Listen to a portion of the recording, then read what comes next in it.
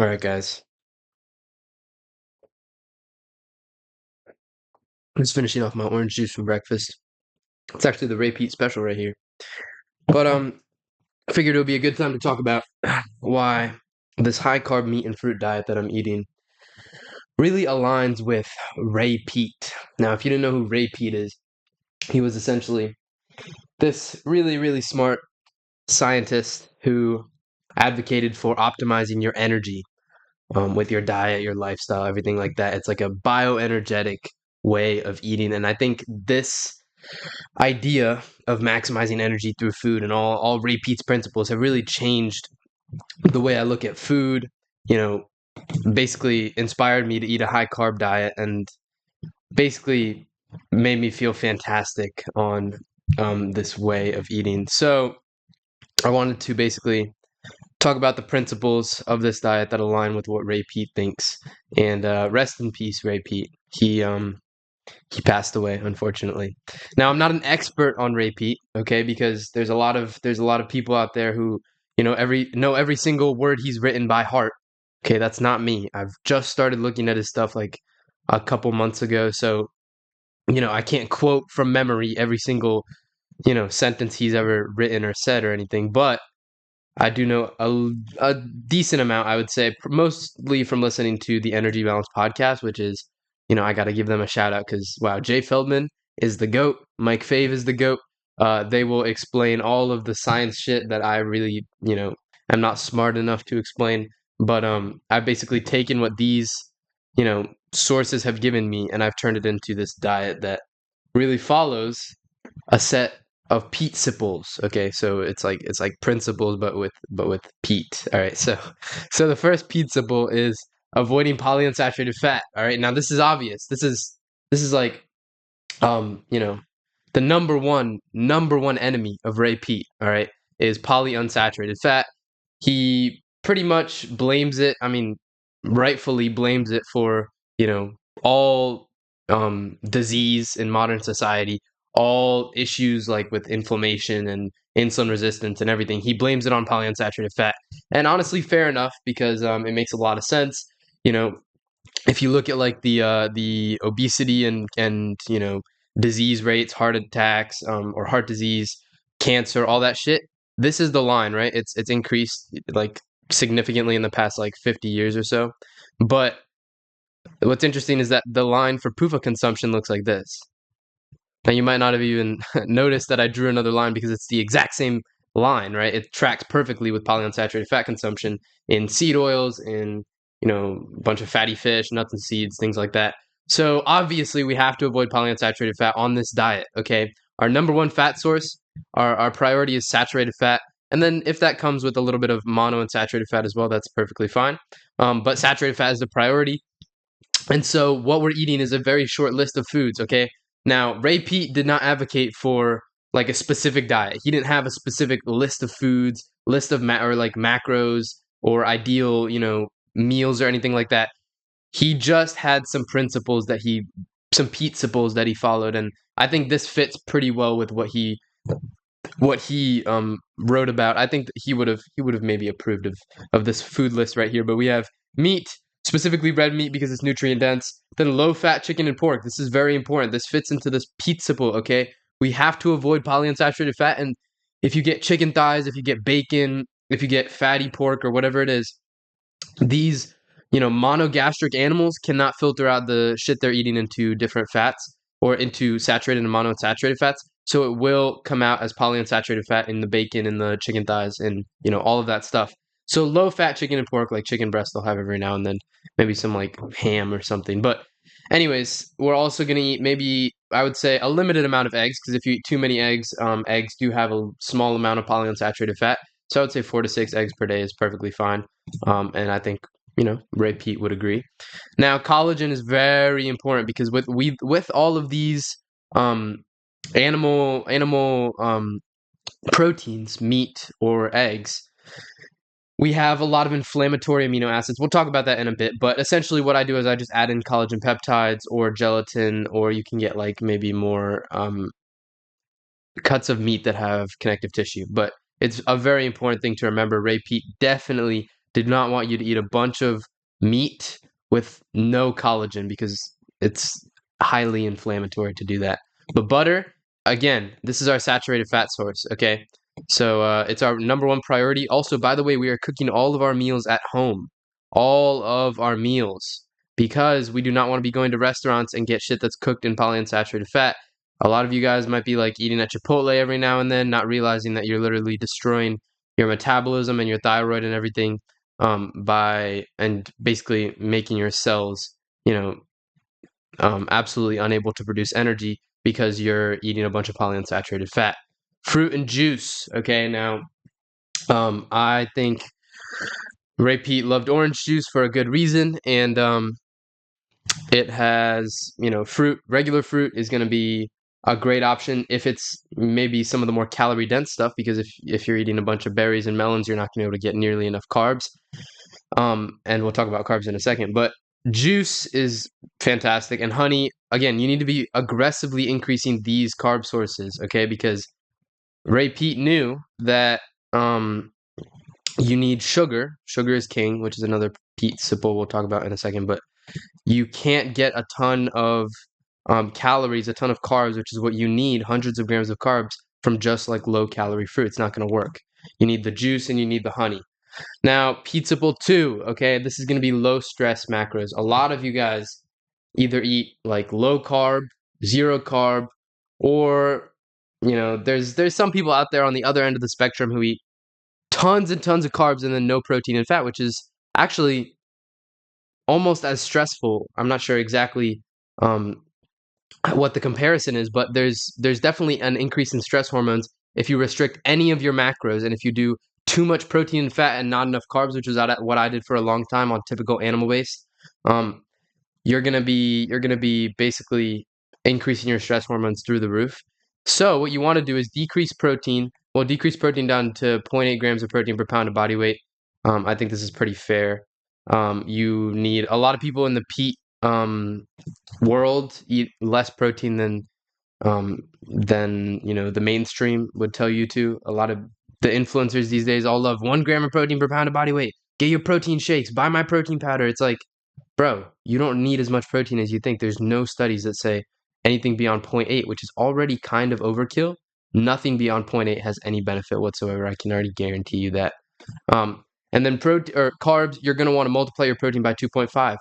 Ray Peat strongly believed in eating high carb. Okay, we were never restricting carbs because carbs are the number one, first of all, de-stressor. So they will reduce stress hormones. They will improve your thyroid. They fuel your thyroid. Your thyroid runs on carbs. Okay, but also carbs are the number one antioxidant. If you didn't know, carbs produce a lot of CO2, which is really, really important. And since CO2 is a really, fantastic antioxidant, helps, our cells and everything. But carbs also produce more ATP, okay, than fat or protein. So we don't want to be burning fat. We want to be burning carbs because ATP is energy, okay? If you are not, a fucking autist, you'll know that ATP from your high school biology class is energy. It's very important. So you need to increase carbs at least twice as much as protein, because if you do less than this, you're going to have higher glucagon, you're going to have a slower thyroid. Okay, you don't want higher glucagon, you don't want higher stress hormones, so you need to decrease these, and you need to have a better thyroid function. You need your T4 to be converted into T3. Very important.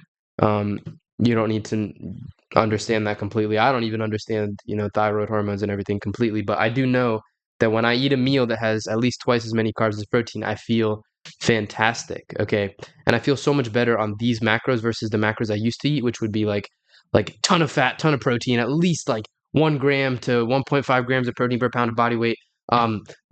Like 1 gram of fat per pound of body weight, which is absolutely absurd. But you really don't need as much fat as you think either, unless you want to make yourself fucking diabetic, which is what I did. But yeah, you'll feel fantastic on these macros. Now, Peat Sipple number 3 is that sugar is king. Okay, now sugar over starch specifically. And in my opinion, I don't think white sugar, refined sugar from sugarcane, which is sucrose, I don't think that is going to be optimal for basically most people. I think it's always better to get your sugar from natural sources. Well, sugar cane is kind of natural, but fruit juice and honey, in my opinion, for me personally, and I know for other people, have definitely done better things for them for their energy, mental clarity than maybe white sugar or even like high fructose corn syrup is going to be suboptimal.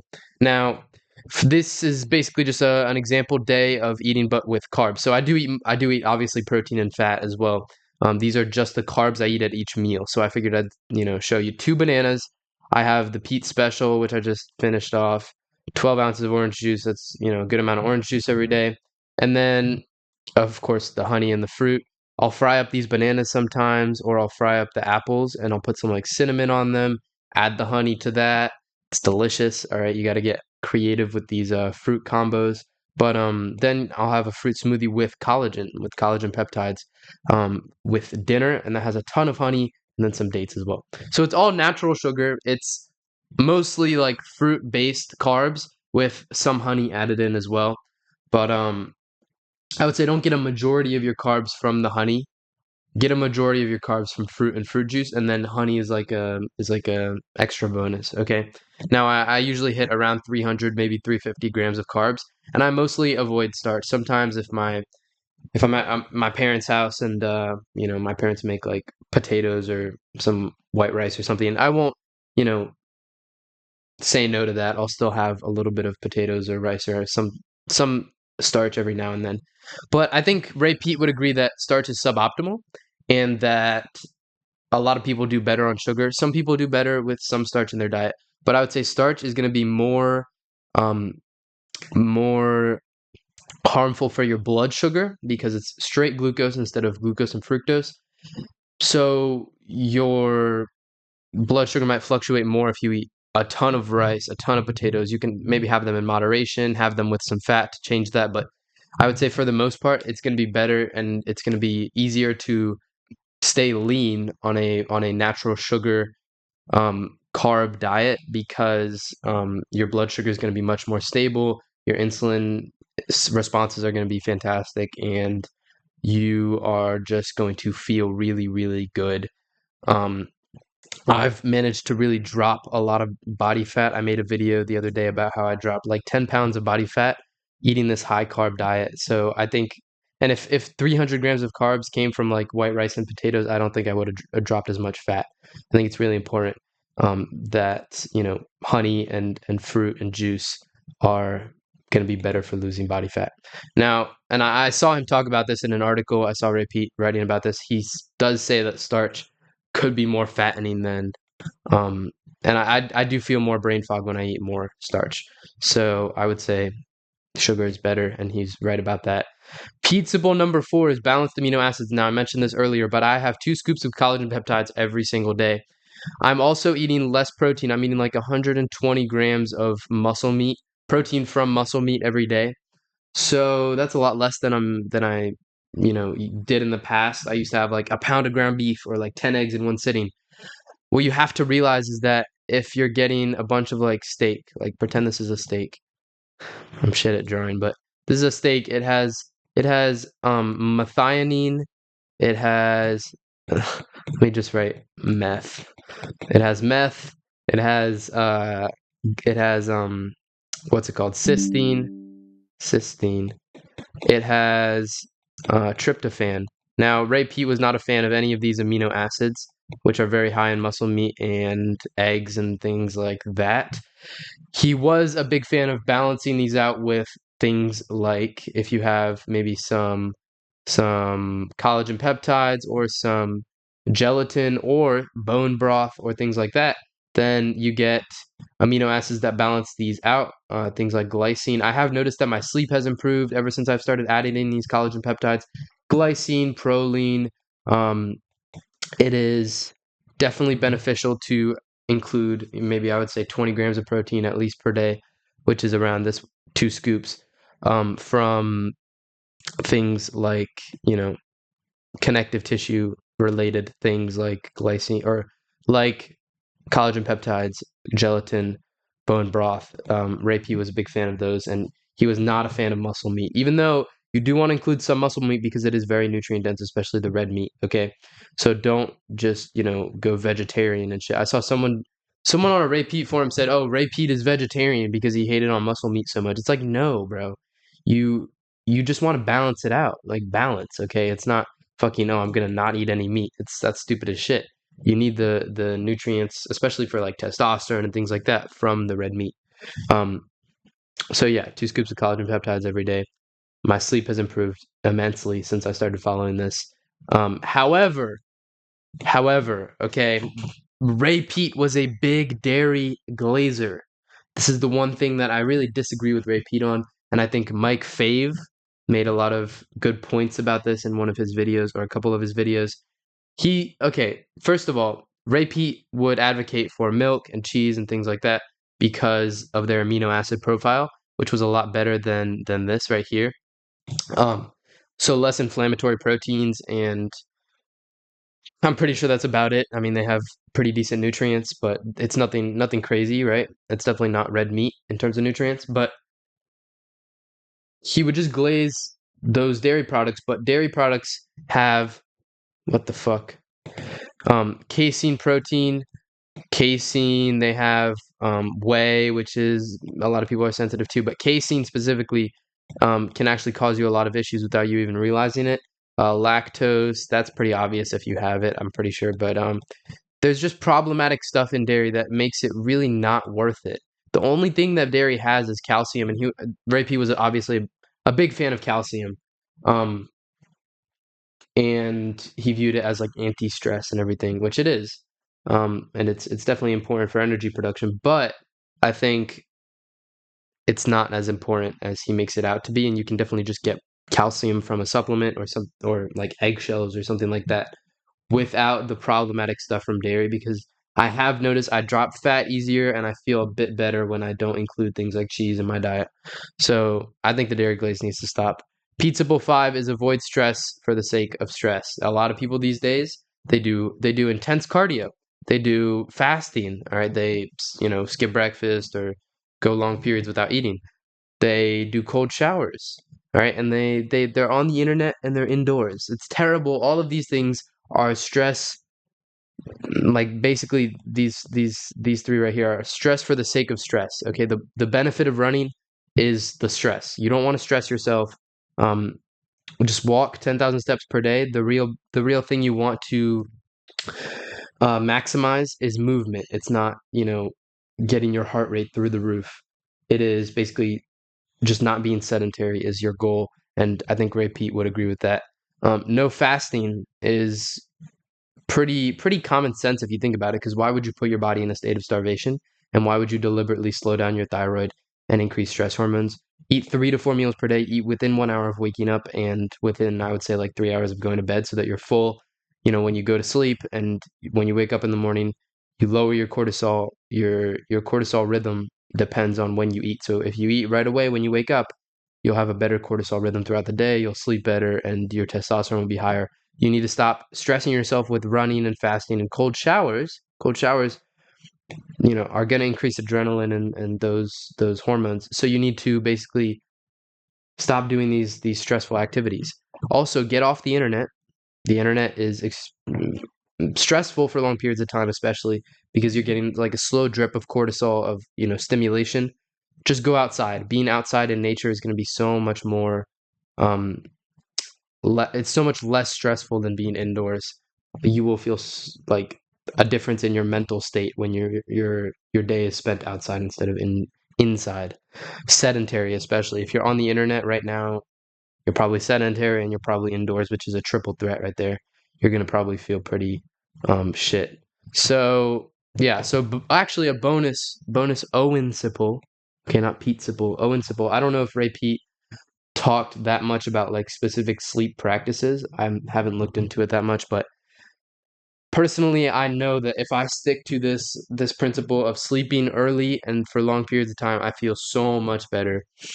And it's just great for stress hormones and thyroid. So I don't see how Ray P would disagree with this.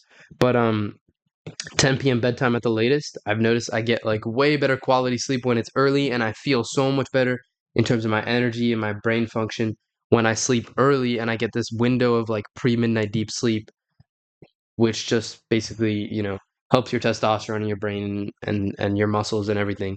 So it's really important that you maximize this window of pre-midnight deep sleep and then stay in bed, sleep. If you're unable to sleep for like 10 hours a night, there's something wrong with your diet. There's something wrong with your stress habits. You should be able to sleep long periods of time. I hate when people go on like a low carb or fasting type of diet and they're like, oh, my body just naturally wakes up after 7 hours of sleep. It seems like I need less sleep. I'm superhuman now because I need less sleep. It's like, no, bro. You you have way higher stress hormones, so your body is like unable to sleep for long periods of time and actually get the rest it needs. So you need to fix that. You need to lower stress. You need to increase your thyroid, and you'll naturally just like last night. I went to bed at 9:30, woke up at 8:15 maybe. So that was like a solid like 10 and a half hours of sleep last night. Holy shit! I feel so much better when I get nights like that. So yeah, that's all the things you need to know about this Ray Peat type of diet. Um, Hopefully that helps. You definitely should go check out actually the Energy Balance podcast. Love this podcast. Love Jay Feldman and Mike Fave. Go look at their YouTube channels. Maybe go read Ray Peat's stuff if you're really interested, but it can be kind of tricky sometimes. So yeah, thanks for watching.